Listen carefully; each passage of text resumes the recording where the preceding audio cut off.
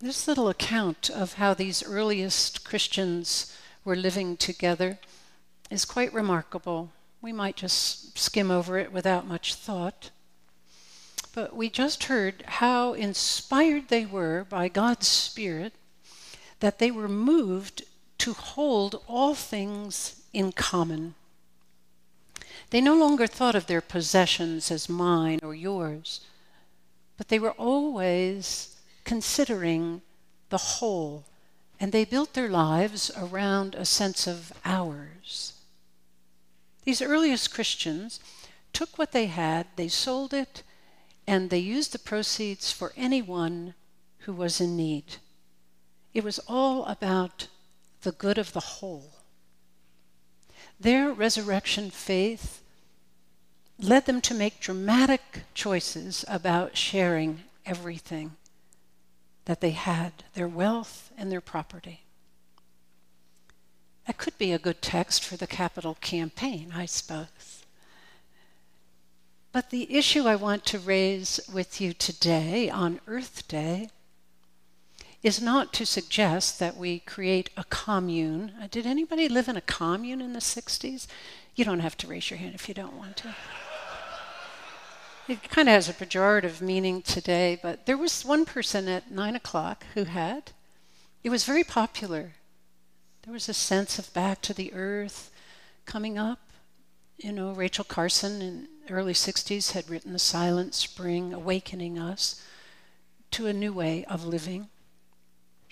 But I don't really want us to go back to the 60s. I really don't. There's parts of Boulder that are still living that way. I get that. But rather today, I simply want to try to help increase our awareness of the common resources we already share, and to help us recommit ourselves to taking care of this sacred trust. Obviously, we live here on planet Earth in a system where many things, by necessity, are already held in common. Right? What are they? Water, air, our parks. So that's public lands, right? Energy, other resources, and waste. Waste. It's commonly held because if it can't be biodegradable or it can't be recycled, it's here to stay and we are sharing it. Like it or not. Thank goodness people throughout the earth today are increasingly coming to a realization that we live in a global commons. A commons is any resource that is shared by a group of people. Now that sharing can be a wonderful and stable situation. A great arrangement. For tens of thousands of years, indigenous people shared rainforests, prairies, streams with neighboring people, right? With the wildlife.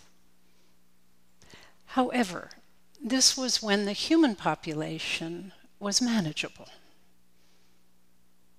Relatively speaking, on the planet, it was small compared to the resources of Earth, and industrialization and technology had not yet come on the scene. What a different world we live in today. As we think about the commons, our families might be one intimate example of people living rather successfully in a setting where we share work, resources, love, support. We seem to learn how to do that in our families in this limited way, even though we have to admit, if you live in a family, there are challenges. If you grew up in, like I did, a family of more than one child, or had a family of more than one child, even deciding to get who sits in what seat in the car when you go for a drive, that was a big deal. I get the front seat, that was how that was in those days. Or It's a birthday. Who gets the biggest piece of cake? You know. How about in college? Did any of you rent a house in college and then you had to share a kitchen? Remember those days? Have you ever tried to share the church kitchen? Okay, so you know, whenever we live in a common situation, there has to be a set of rules we understand and we abide by. Everybody needs to play by those rules, keep the kitchen clean, not steal one another's food, and everybody has to do their part. Now that's how it is in a family or a church family or a small setting. It gets very complex, doesn't it? As we go beyond that and we begin to think of the many, many areas where we live in the commons. With people we don't even know, people we will never meet, with a world population that is growing exponentially, and we are called to share resources that are not and cannot be privately owned. Perhaps some of you on Friday heard the NPR Science Friday show on the oceans. It was a wonderful talk. I raise it up because I was fascinated by it, but the oceans are just one example of our commons. The scientists on Science Friday were explaining how the oceans actually control the ultimate life on the planet. They cover 71% of the Earth's surface, and yet we have not paid much attention. We have not put many dollars into research. And I know we have a lot of space scientists here, so it's not against our space programs that we've had. But comparatively, honestly, not even a drop in the bucket has gone to ocean research. There really hasn't even been much public interest in it. Most people have thought, oh, the oceans, they're so big. It doesn't really matter. You could do a little damage here or there, but ultimately it's not going to make a difference. We have failed to understand the impact of the oceans on all of life. These scientists pointed out that our ignorance is literally killing us. The good news is we know now what we couldn't know 50 years ago, but we have to, based on what we know now, reevaluate what we are doing. In the last 20 years, the oceans are being filled with plastics and all kinds of junk. Literally, the kitchen sink they are finding at the bottom of the sea. And here's what they said: there's not a drop of seawater that we haven't in some way affected through chemical pollution. Think of it. In addition, we still treat our rivers as sewers, and they empty into our oceans. You all know that overfishing is also a huge problem. Not only has it reduced the number of fish, it has collapsed whole ecosystems. Now here's one little factoid I remember from Friday because it was so astounding to me. Over the last 50 years, 90% of the sharks in the ocean have been eliminated. Now maybe you don't like sharks. You saw Jaws when you were a kid, right? But think of it. Only 10% of the sharks are left. And most of this has happened because of the increased wealth of the Chinese economy and their love of shark fin soup. 73 million sharks a year are killed so their fins can be chopped off for soup. Now, what is being discounted by this action is the important role that sharks play in maintaining the ocean's ecosystem. No thought was given to it. The whole chemistry of the ocean is changed when we decrease a species by that much or eliminate it. So this is just one example of what's called the tragedy of the commons. Now, of course, countries have tried to write treaties and establish appropriate and sustainable levels of harvest, but the restrictions are not adequate, nor are they policed, and most of the time they are ignored. Now, living here in Colorado, as we do, maybe we don't think about the ocean that much unless you go on a vacation, or some of you like to dive, I know, or snorkel, scuba dive. But said in our call to worship this morning, all life depends on all life. Now, I think it's good news that more and more people in our world are waking up to our having all things in common, and they're acting on what they know. Presently, there are 5,000 places in the oceans around the world that are being protected. That's great news because they are able to measure then what's happening, and they're seeing regeneration, health, species coming back when the waters are protected. But to date, only 1% of the total world's ocean is protected. 1%. So there is much to be done in education and in action. By that first day, Earth Day in April of 1970, some of you remember where you were on that first Earth Day and what you were doing because you were already involved. By then, the concern about the human effect on Earth's life was beginning to grow. They were quite surprised when they set that first Earth Day how this spontaneous response was happening around the country.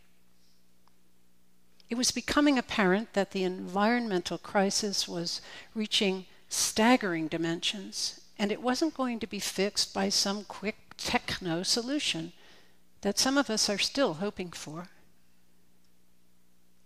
We began to realize that technology itself, as much as we like it, is a part of the problem. We began to realize that the roots of our predicament went deep, all the way down into our hearts and our souls. Father Thomas Berry was a Catholic priest, one of the first eco-theologians. And he was once described in Newsweek magazine as the most provocative figure among the new breed of eco-theologians. He was the first to say that the environmental crisis is fundamentally a spiritual crisis. Berry thought this because he thought that we as humans had gotten the story of creation completely upside down. And we humans had come to think of ourselves as divorced from and superior to the whole rest of the planet. He said we had forgotten that we are a part of a creation that itself is imbued with a physical and spiritual dimension. We evolved from it. We are not superior to it. We are but one part of it. This means that caring for our planet and ascertaining where we are in the universe is not an option for Christians. It is essential to being a faithful Christian, because nothing is really itself without everything else. I'll say it again, all life depends on all life. So as contemporary Christians, we must reawaken to what our Christian mystic forebears always knew and told us, that we are indeed one. There is no separation. That's an illusion. Now, that's not just a nice thought, a concept, oh, we're all interconnected. Literally, we are all interconnected. This is a foundational truth of existence itself, and when we ignore it, we are in peril of destroying the very fabric of existence. As Christians, then, it is an imperative of our faith, not an option, that we honor the earth as an epiphany of God, a manifestation of God's Spirit, and that we increase our spiritual discipline of gratitude and awareness and this interconnectedness every single day. I am so grateful that our church in 2002 wrote and adopted our Whole Earth Covenant. Perhaps some of you have not had a chance to read it. I want to encourage you to go to our website and find it. You'll find it under resources, and it's also under what we believe. It's also, there's a link to it at the Eco Ministry section. Maybe once a year we should, as a church, look at that whole thing. But today I'll just read you the opening sentence. In the opening sentence it says so much. We, as members of the First Congregational Church in Boulder, Colorado, and the Earth Community, in which God's Spirit is incarnate, in response to God's love for us, pledge to love and care for everything in God's ongoing creation. Wow. It's a tall order to love and care. Great t-shirts on to remind us where we are and what our commons are in the water. We also have people here who were on the original team who wrote the Whole Earth Covenant. If you would stand, I know Jim, you were. Jim Knopf, and I know Andrew Nicholson was, and at 9 o'clock this morning, we had a member or two as well. Lynn Ross Bryant was there this morning. Our Eco Ministries mission statement is this: we pledge, with God's guidance, to make our church a model community which incorporates respect for all of God's creation through education and activities. And they have many ways to help us get involved because it's so big we can get overwhelmed. So go to the website, look for Eco Ministry, and they have some ideas there. And they welcome your participation at every level, to be a part of the small group or just to try some of the things they are talking about. One of the great ones was this carbon fast we had for Lent, but why just 6 weeks out of the year? Let's take some of those carbon fast ideas and do them year-round. Marty Hurling is one of our Eco Ministry leaders, and he wouldn't tell you this, but he's also a world-famous meteorologist who specializes in climate. And Marty works for NOAA. And he wrote an email to me this week with just some thoughts about the mission statement of the Eco Ministry. And he said I could quote him, which I'm grateful for. I'm in good stead because, by the way, he was recently quoted by Thomas Friedman in an op-ed piece in the New York Times. Here's what Marty wrote to me. There is an irony that while we are sheep among the flock which God shepherds, I believe we are also called to shepherd God's creation on earth with an equally just and loving hand.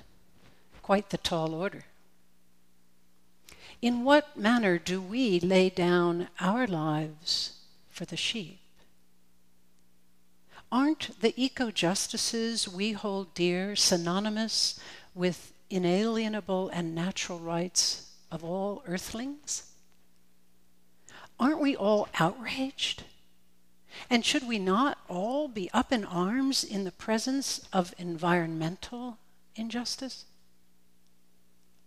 For instance, when members of the disadvantaged ethnic minority or other groups suffer disproportionately from environmental risks or hazards, and or suffer disproportionately from violations of fundamental human rights as a result of the treatment of the environment, and or are denied access to the benefits of God's creation, and or are denied participation in decision-making about environment and access to justice in environment-related matters. Should we not all be outraged?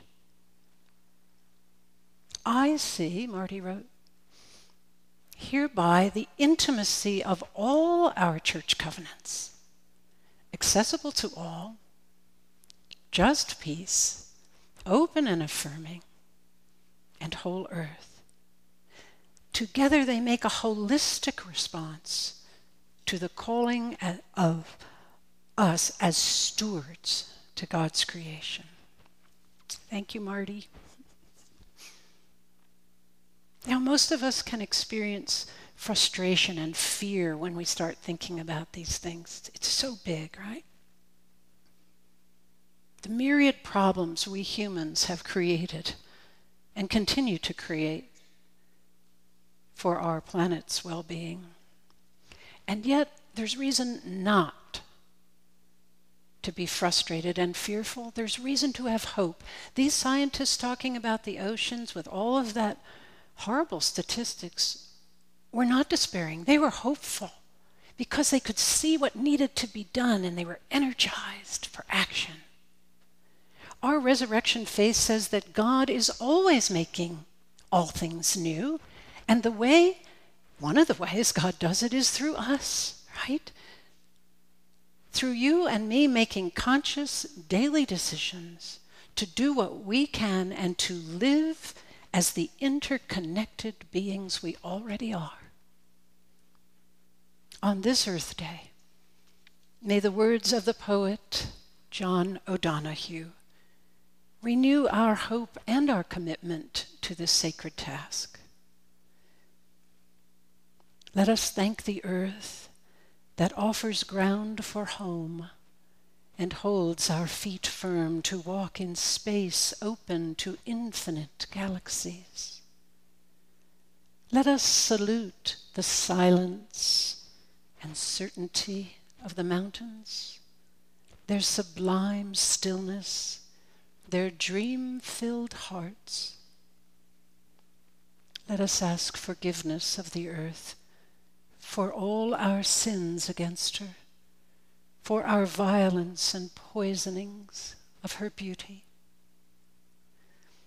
Let us remember within us the ancient clay, holding the memory of seasons, the passion of the wind, fluency of the water, the warmth of fire, the quiver touch of the sun, and shadowed sureness of the moon, that we may awaken to live to the full the dream of the earth, who chose us to emerge and incarnate its hidden night in mind, spirit, and light.